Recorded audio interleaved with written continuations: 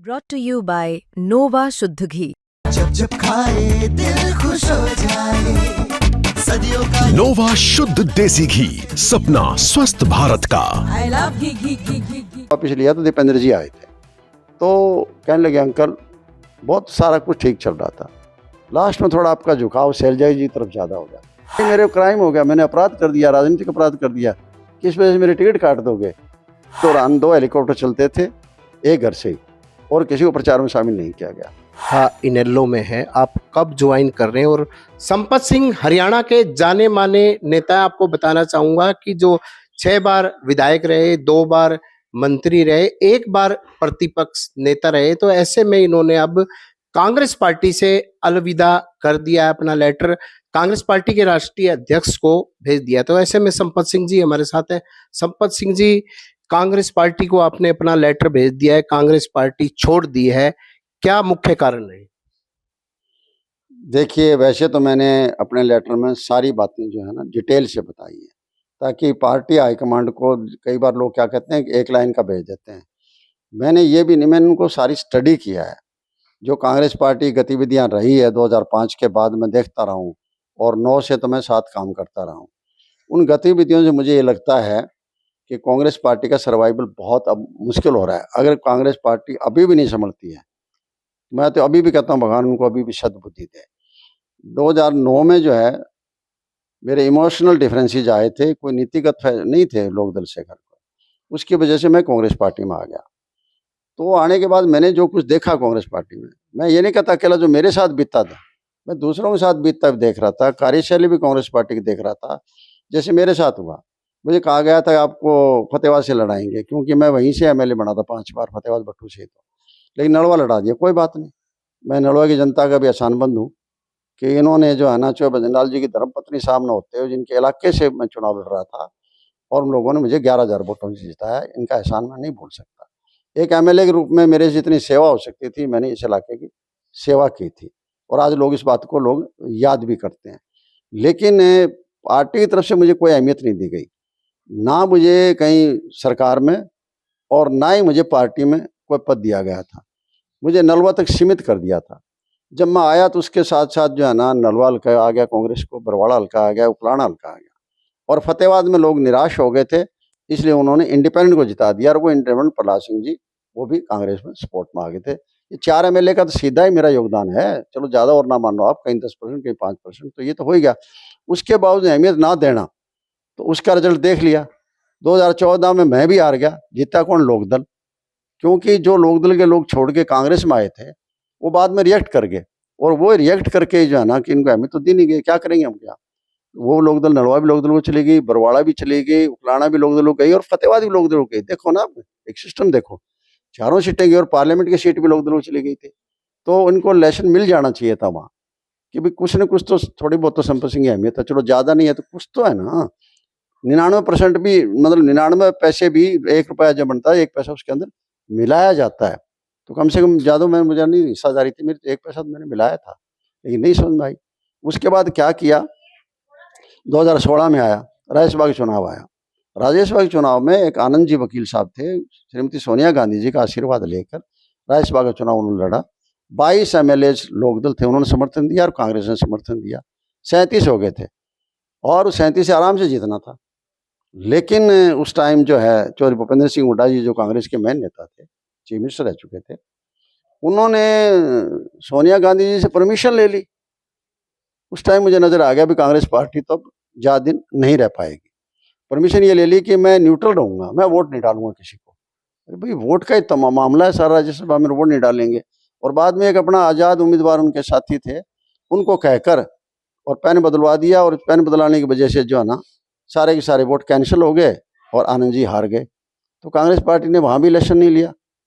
फिर आगे जो 2019 के चुनाव आए, तो मेरी टिकट काट दी। इसलिए काट दी मेरी टिकट,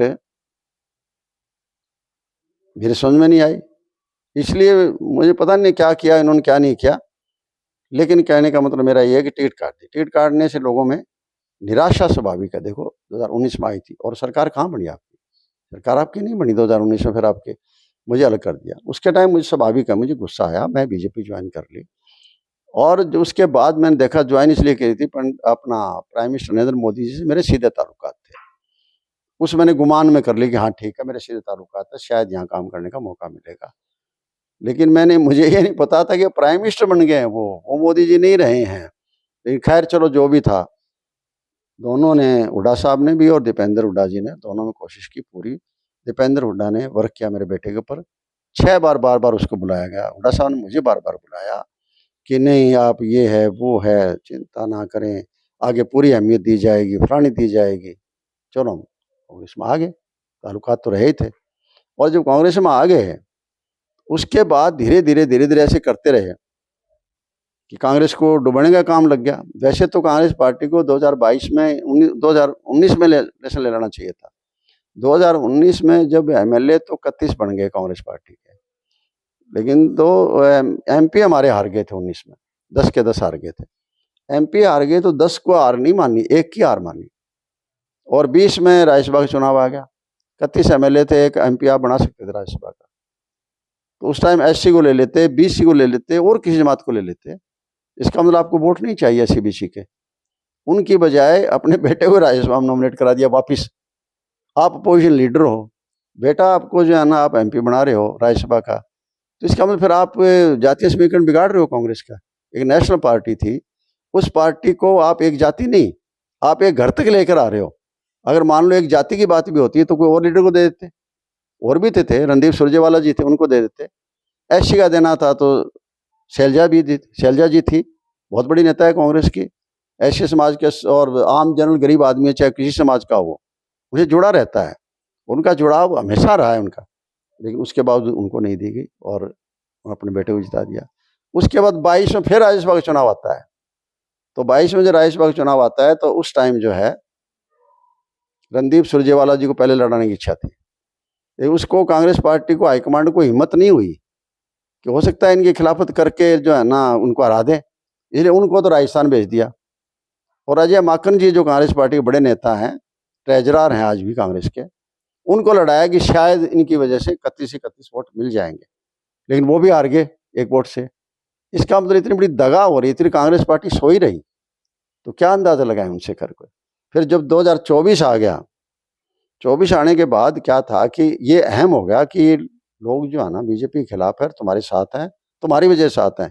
ये नहीं पता है बीजेपी का मिस रूल है, उनकी वजह से खिलाफ हो रहे हैं। किसानों ने कितना बड़ा आंदोलन चलाया, मुलाजिम रोजाना धरने पर रहते थे, कितना बड़ा आंदोलन चलाया, व्यापारी परेशान थे, टैक्स की वजह से थे, नोटबंदी की वजह से थे। इसी तरह से आम जो नौजवान था वो दुखी था, कोई रोजगार नहीं मिल रहा था, शोषण हो रहा था, तो सब सारे लामबंद हो गए। लामबंद होने से क्या हुआ कि जबरदस्त कांग्रेस की हवा बन गई और लोगों ने सोच लिया कि बीजेपी का कांग्रेस ही विकल्प बन सकती है, और लोगों ने बना दिया, बहुत जबरदस्त हवा चली। लेकिन जब टिकटों में बंटवारा आया तो राहुल गांधी विदेश चले गए, यहाँ थे ही नहीं, और उसी तरह से फिर जो है ना एक आदमी को वापस वही पावर दे दी। अब कहते हैं अध्यक्ष को और सीएलपी लीडर को दो को ही मानना जाएगा। आप भी दावेदार थे नलवा से? नहीं, मैं तो दावेदार था ही था। मैं तो दावेदार क्या, बहुत लोग दावेदार थे, अलग अलग जगह से दावेदार थे। चलो मेरी बात छोड़ो, आप कहते थे कि सर्वे किया है तो आपने घर बैठे 28 के 28 लोगों को एमएलए को टिकट क्यों दे दी? सिटिंग गेटिंग कहाँ सर्वे करवाया उनका? क्यों 2500 लोगों के फार्म भरवाया आपने, 20-20 हज़ार रुपये सबके खर्च करवाया आपने सर्वे करा लिया तो हिसाब से आधार पर टिकट देते, बात खत्म थी किसी को। लेकिन सर्वे कहाँ चला गया? वो सीट तो वापिस फिर बीजेपी को आ गई, नलवा वाली। और 2019 में मेरी काटी तो तब भी बीजेपी को चली गई। इसका मतलब आपने संपत सिंह का योगदान नहीं समझा रहे। भैया कोई बात नहीं, रुपये 99%, जैसे मैंने कहा था 1 रुपया 1 पैसा मिलाओगे तो ही रुपया बनेगा ना, तो योगदान तो था मेरा, वरना नलवा ये क्यों जाती? आज बार बार चाहे वो कह दे कि संपत सिंह ने मदद नहीं करी इसलिए हम हार गए, संपत सिंह ने खिलाफत करी। अरे संपत सिंह ने तो कोई एक आदमी, एक वोटर बता दे नलवा हल्का का, एक वर्कर बता दे कि संपत सिंह ने जो है ना कोई कांग्रेस की खिलाफत करी? नहीं करी, मैंने किसी की नहीं करी खिलाफत। और यहाँ भी जब आए ना, जब मैंने नाम वापस लिया तो दीपेंद्र जी आए थे, तो कहने लगे अंकल बहुत सारा कुछ ठीक चल रहा था, लास्ट में थोड़ा आपका झुकाव शैलजा जी तरफ ज़्यादा हो गया था। भाई ये मेरे क्राइम हो गया, मैंने अपराध कर दिया, राजनीतिक अपराध कर दिया, किस वजह से मेरे टिकट काट दोगे? तो इस तरह का जिस तरह का चला टिकट काटने में और टिकट देने में, तो उससे क्या हुआ कि लोगों को एकदम नज़र आ गया कि बात बिगड़ रही है। चलो यहाँ तक चल गया। फिर जैसे प्रचार चला, प्रचार के दौरान 2 हेलीकॉप्टर चलते थे एक घर से ही, और किसी को प्रचार में शामिल नहीं किया गया। और फिर उस टाइम जो प्रचार के टाइम जिस तरह की बातें उठी, जैसे शैलजा जी के बारे में, चलो किसी आम आदमी ने कह दिया होगा, लेकिन आपको सामने खड़े होकर कहना चाहिए था कि हाँ, शैलजा हमारी बहुत बड़ी नेता है और इसका सम्मान करेंगे, इनका जो अपमान करेगा कोई करेगा उसके खिलाफ मुकदमा दर्ज करेंगे का सरकार आने के ऊपर। ये बात आपको कहनी चाहिए थी, लेकिन आपने नहीं कही, बल्कि उस वीडियो को वायरल किया उनको कंडम करने के लिए, कमजोर करने के लिए। यूँ नहीं पता है आप शैलजा को कमजोर नहीं कर रहे हो, आप पार्टी को कमजोर कर रहे हो, आप अपने आप को कमजोर कर रहे हो। देखिए, जो चीफ मिनिस्टर का उम्मीदवार होता है उसको त्याग करना पड़ता है, त्याग की बजाय आप दूसरों को मारने पर आप लगे हुए हो। इसी तरीके के और उस टाइम वीडियो जारी हुए, कोई आपका एमपी है वो दूसरे के लात मार रहा है, कहीं के मतलब किसी लेडी को बुरी तरह से मतलब बदतमीजी की जा सकती है उसके साथ, इस तरह के वीडियो वायरल सारे के सारे किए गए थे। तो उससे एक किस्म का लोगों में ये हो गया भाई ये तो काम के नहीं है। अलग अलग देखो, हम नहीं कहते कि जातीय भावना नहीं है, लोगों में होती है जातीय भावना, किसमें नहीं है, लेकिन उनको इकट्ठा किया जाता है, सबका सम्मान होगा, सबको इज्जत देंगे, बनेगा तो एक आदमी घर को, लेकिन वो इस तरह का नैरेटिव पैदा नहीं किया, बल्कि खिलाफत होती गई। बीजेपी ने तो स्टडी कर लिया था कि जितना दिन लेट होगा ना उतना ही तुम्हें फायदा होगा।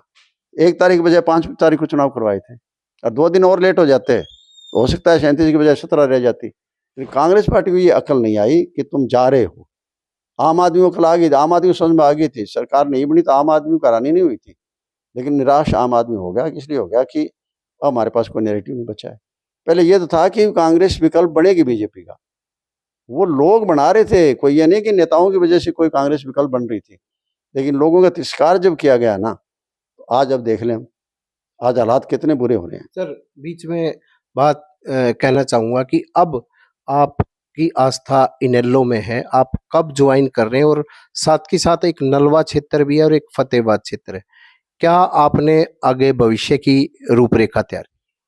देखिए, वो सोचा जाएगा। अभी मैं कल ही भार मुक्त हुआ हूँ, आराम से रात को नींद सोया हूँ। इतने दिमाग में दोगा चिंती चल रही थी कि क्या करूँ क्या करूँ। कल को लोग कहेंगे पार्टी में आए थे कांग्रेस में, फिर वापिस चले गए, छोड़ दिया और अब किसी और पार्टी में जा रहे हैं।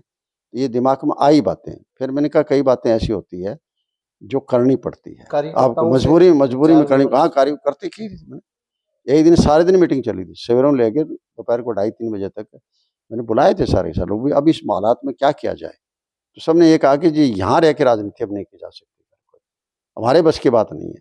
देखिए, 4 महीने तक भाखड़ा का पानी बंद रहा, कोई आया सड़क पर, हिम्मत हुई किसी की आए, क्योंकि 37 MLA जरूर ले लिया आपने आपके आगे, लेकिन लोग तो आपको 60-70 दे रहे थे। पक्ष कमजोर रहा। हाँ, कमजोर क्या था ही नहीं, क्योंकि लोग इतने इनसे कट चुके हैं, लोगों पर बहुत जबरदस्त चोट लगी है, अपने आप को लोग ठगा हुआ महसूस करते हैं, इसलिए एक विश्वास जो है ना टूट गया।